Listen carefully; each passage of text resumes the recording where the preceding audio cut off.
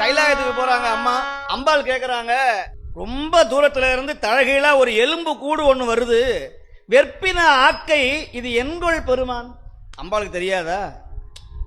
எல்லாம் தெரிந்த அன்னை பராசக்திக்கு வரது தெரியாதா? நமக்கு தான் தெரியாது. பக்கத்திலே வச்சு தேடுவோம், காணமே காணமேன்னு.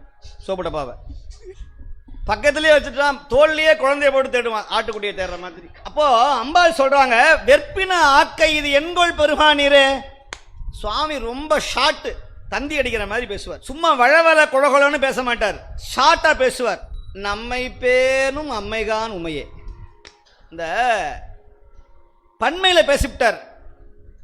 நம்மை பேணும், என்ன மட்டுமல்ல, உன்னை மட்டுமல்ல, உலகத்தில் இருக்கிற அத்தனை பேருக்கு ஒரு தாய் வந்து கொண்டிருக்கிறாள். நம்மை பேணும் அம்மைகான் உமையே.